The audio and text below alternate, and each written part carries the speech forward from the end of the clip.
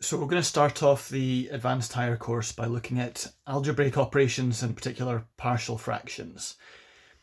Now, something that you'll have come across before is if you're adding fractions, you're putting two fractions together into one single fraction.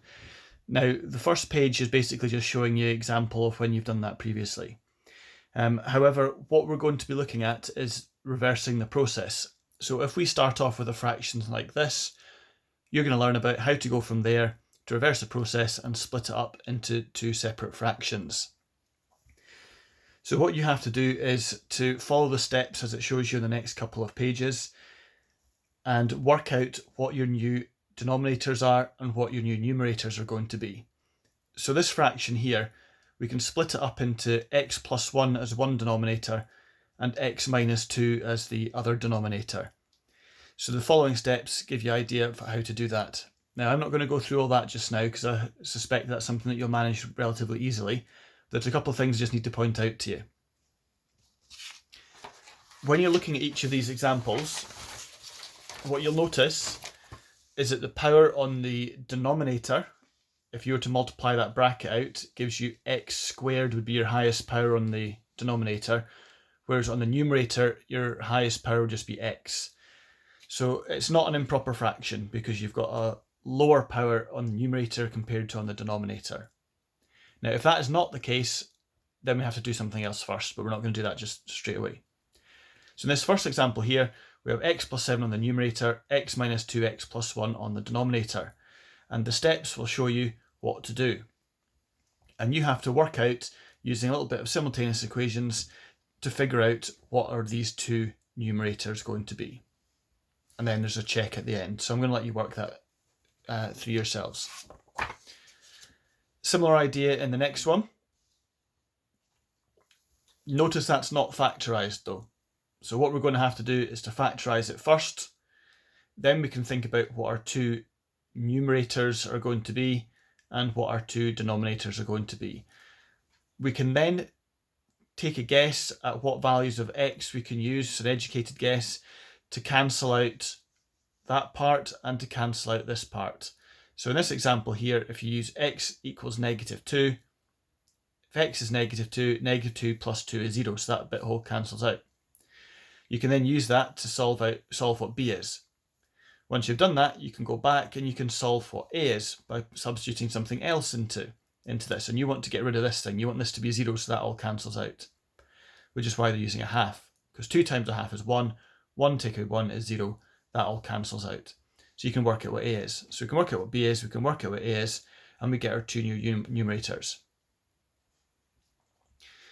Now, how you split it up into the two fractions will depend on what you start off with. On the next page, if you multiply all that out, you'd find out your highest power would be x cubed, x squared on the top, so that's got a lower power on the top than you have on the bottom, that's fine. But the method is a little bit different. If you've got what we call a repeated linear factor, it's a linear one because the equation is essentially just that of a straight line, like y equals x plus 1 is the equation of a straight line, so x plus 1 would be a linear one. X plus 2 is linear, x minus 1 is linear. But what we have here, we've got x plus 2 and we've got x minus 1 squared. So we're repeating this linear factor. So it's a over x plus 2. We go b over x minus 1. But then you have to say c over x minus 1 squared. You've then got to take several steps to cancel out these various different parts that I've highlighted here in orange.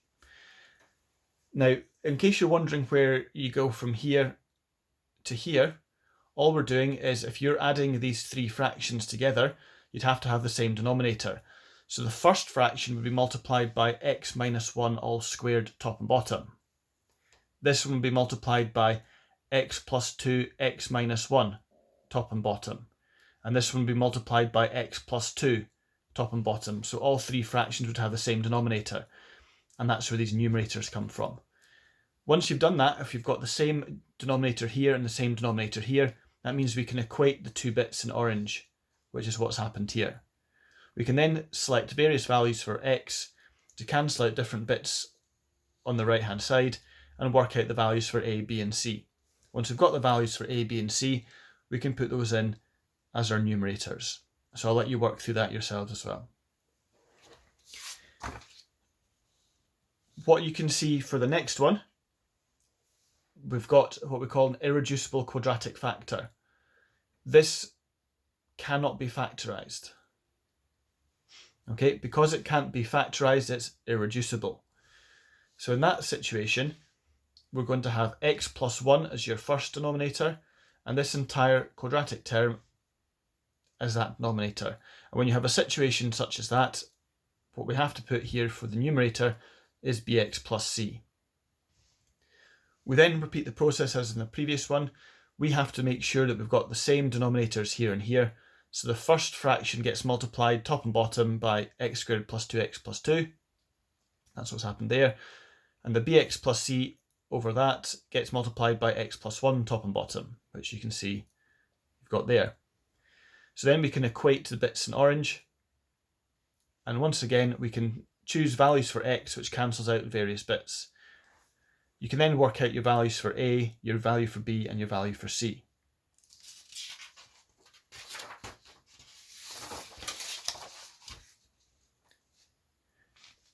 And you end up with overall your answer of 2 over x plus 1 plus x minus 3 over the irreducible factor. If you find that you're not really sure what to split it into, is it a and b, is it a, b and c, is it a on bx plus c, you just have to remember the different rules. Are there distinct linear factors? They're different ones. Is there a repeated linear factor? So you've got one that appears twice, so x minus 1 all squared. So we're going to have x minus 1 and x minus 1 all squared. So we're going to have the 3 bits. Or do we have one where you've got an irreducible quadratic factor? So unfortunately, you just have to remember these different rules and apply whichever one is in the situation that we're working with. Okay, now that's as far as you need to take it for the first lesson. The next page, which is on algebraic long division. That's if you have a fraction such as this one, where the numerator has a higher power than the denominator. We've got to do something with that first, but we're not going to do that straight away. We're going to practice going through the splitting up into the separate fractions, and we're going to stop there. That's just all you need to do for the first day. So work through the notes that I've posted a link for up until you get to algebraic long division, and then you can stop there.